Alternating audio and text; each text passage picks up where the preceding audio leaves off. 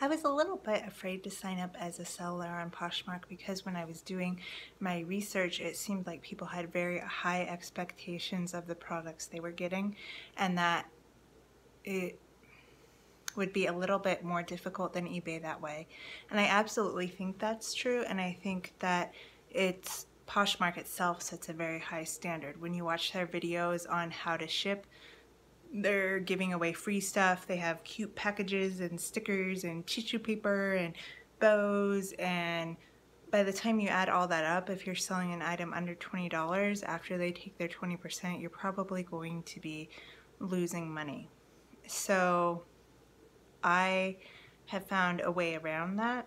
I do like all the cute things I do for my customers because it's creative, it fits in with my brand, and it just makes me happy to be able to do it. Now, I don't give away free stuff or a free gift. I have occasionally, if I have extra jewelry around the holidays and someone spends over a certain amount, I no longer do that because it was costing me too much money, and I figure my customers would rather have a lower bottom line and be able to pick out what they want. Shipping, I do cutesy poly mailers. Sometimes I use tissue paper, sometimes I don't. I'll cover that in my shipping video. And I do a thank you card, and I do a thank you sticker. And I have my thank you cards printed up, and no one's complained about them being pre-printed.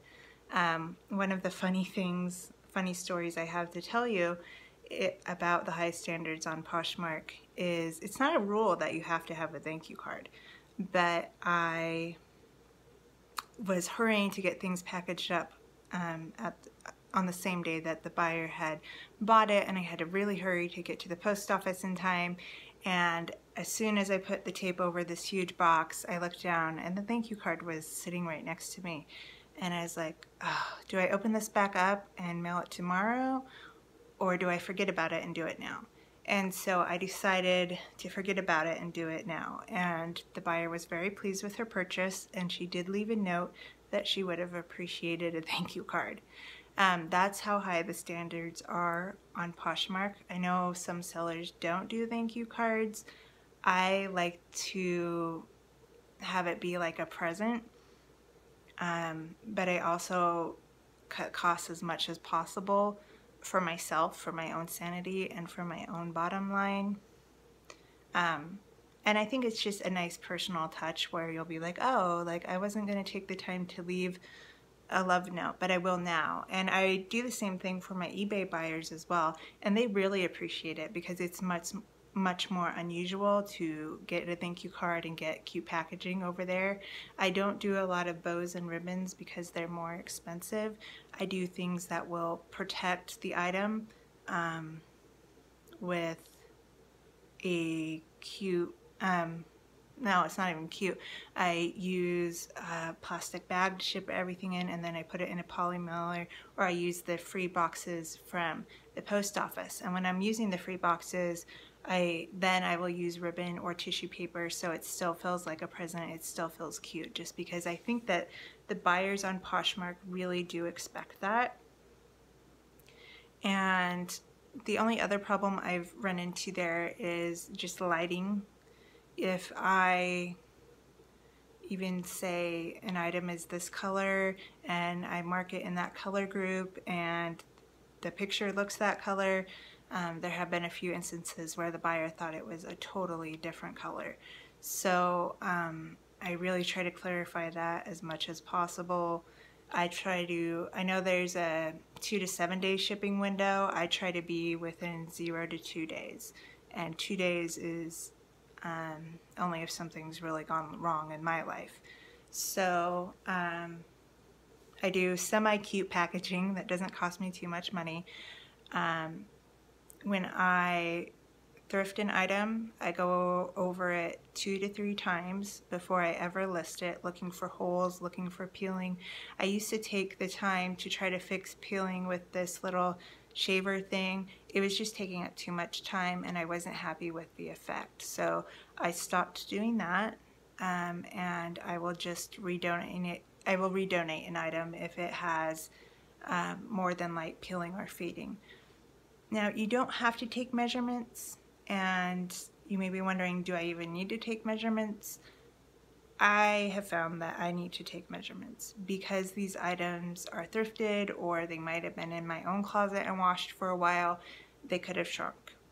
Or,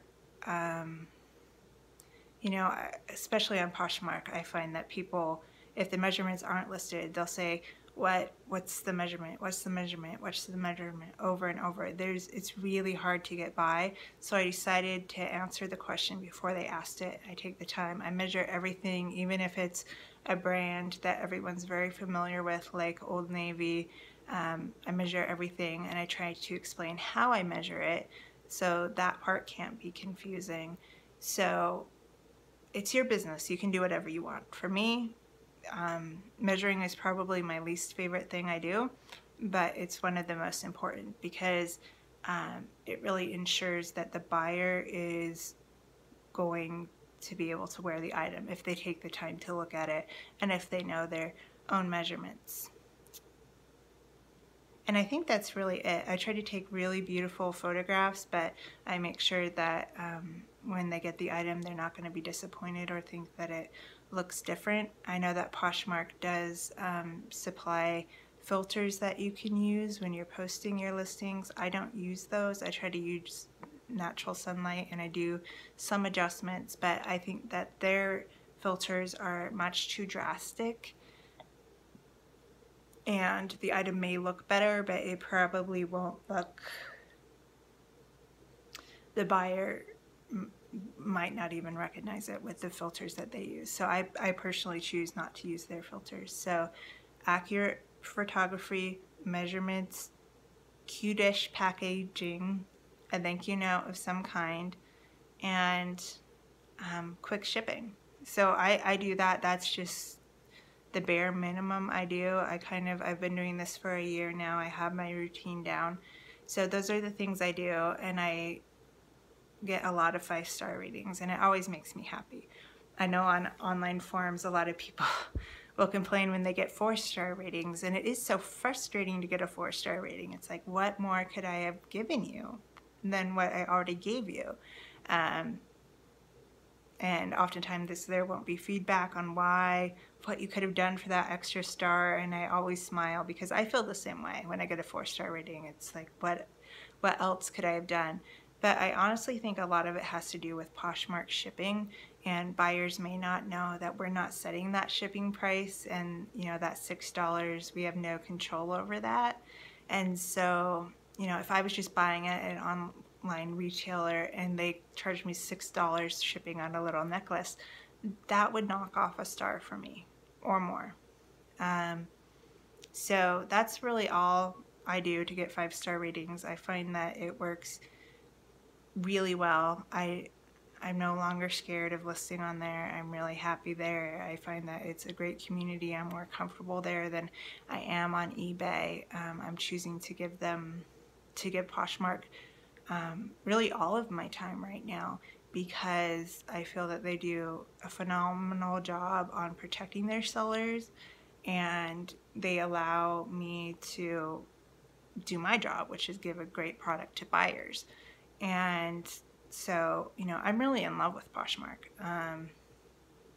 So hopefully some of those tips will help you if you're worried about getting 5-star ratings, or worried about whether your items are good enough. Just list it, describe it accurately. I always include the material content because that's important to people as well. So just follow some of those tips, and you can go as crazy as you want on the shipping and the free gifts. I have to do something that works within my business model, and but it's still cute because I love that creativity. And I know a lot of people get 5-star ratings just shipping in the free boxes, and they just do a really good job. So it's possible to do it without following all of the suggested tips from Poshmark, just because I think they do kind of overload sellers, and they do, you know, overlook the price point that people are willing to pay. There still has to be some money left for us. So hopefully that will help. Let me know if you learned anything new or if you have any great tips for selling on Poshmark.